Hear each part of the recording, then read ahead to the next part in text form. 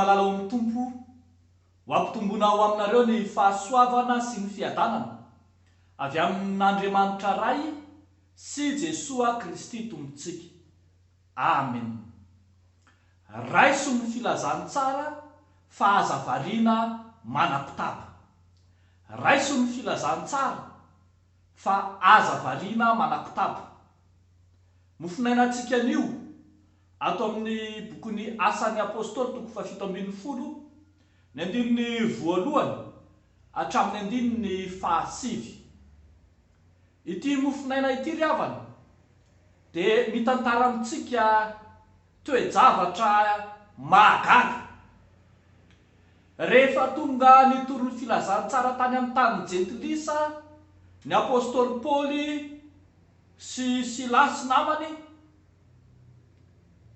niditra tamin'ny sinagogan'ny Jiosy, nitoro ny filazantsara, nanambara fa i Jesoa Kristy ilay maty sy nitsangana tamin'ny maty no fototry ny famonjena kristianina. Dia ny zavatra nahagaga dia izao: ny toerana nisy azy ireo tao amin'ny sinagogan'ny Jiosy, fanompoam-pivavahana Jiosy, fomba mpivavahana Jiosy no tao. Nefa ny Jentilisa sy ny vehivavy filazany azy eto moa dia hoe vehivavy nanan-kaja, tovitovy tsy lavidavitra amin'ny hoe vehivavy janga ihany zany.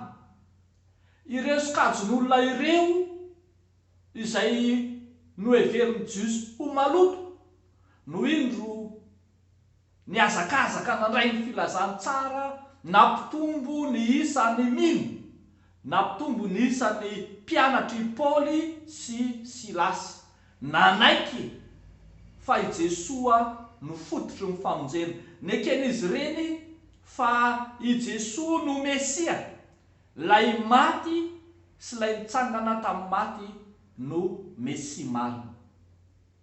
Tetsakilan'izay kosa ireo Jiosy izay nanaterana ny filazantsara, ireo Jiosy izay tao anatin'ny sinagoga, ireo Jiosy izay tokony ho mora nandray ny filazantsara, dia indro nanotrika ka nanakotava, nanakorotana ny mpitoro filazantsara. Filazany azy eto eo amin'ny andininy fahadimy dia to nakapikaramanady na mercenera mihitsy aza hanakorotana ny filazantsara, fa tsy nandray ny filazantsara izay nentiny. Fa nialina ny Jiosy ka naka olona ratsy fanahy teny an-tsena ary nahavahory vahoaka betsaka dia nampitabataba ny tanàna. Tsy niazakazaka nandray ny filazantsara na hoe nino an Jesosy Kristy ho tombo sy mpamonjo no niazakazaha reto Jiosy reto, fa fialonana niaraka tamin'ny fanakotabana ka voatery nandositra ny mpanompon'Andriamanitra izay mitondra ny filazantsara. Afatra ho antsika riavako anio, ny famonjena dia natao voalohany ho an'ny mino, ho anao ry fiangonana, ho anao ry mino, ho anao izay mandray izao tenin'Andriamanitra izao, ho anao ny famonjen'Andriamanitra, koa raiso ny filazantsara. Aza be fiangonana, aza mitady izay hanakorotanana, eny sanatria mitady ny fomba rehetra hatramin'ny fampiasana mpikaramanady aza mba hanakorotanana ny filazantsara. Ny fantatsika ry havana dia izao manao hoe ny filazantsara tsy maintsy mandresy, ny filazantsara tsy maintsy mahomby, ary ny filazantsara tsy maintsy voatory. Ho reraka sy ho sasapona izay rehetra mitady hanohitra ny filazantsara, izay rehetra mitady hamotika ny filazantsara, izay rehetra mitady hanakana ny fitoriana ny filazantsara atao amina tanàna iray. Haitsika tsara fa na i Jesosy Kristy ary dia efa miteny fa ny mpamory rehetra sy ny vehivavy janga hoy izy no mialohanareo any amin'ny fanjakan'Andriamanitra. Engany ery havana mba isika izao, isika izay mino, isika fiangonana no hisitraka voalohany izany famonjena tolotry ny tompo izany, ka ho maro no isan'ny olombonjena, ho maro no isan'ny ho resy lahatra hanaiky fa Jesoa no Mesia, anampy isa ny isan'ny mpianatry Kristy marina tokoa.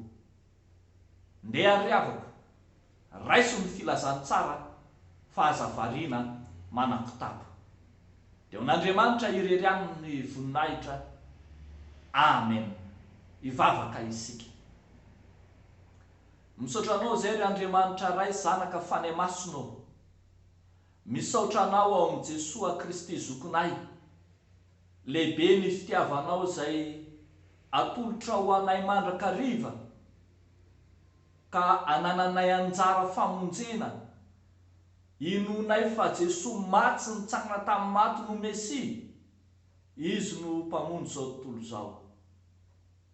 Mivavaka manokan'izay ho an'ireo sokajin'olona samihafa zay mpanakorotana fiangonana, mpanakorotana ny filazantsara, mpanakotaba ny mpitory filazantsara. Andriamanitra, ianao hampangina ireny araka ny fombanao, hampandroso sy hampiroborobo mandrakariva ny fitoriana ny filazantsara.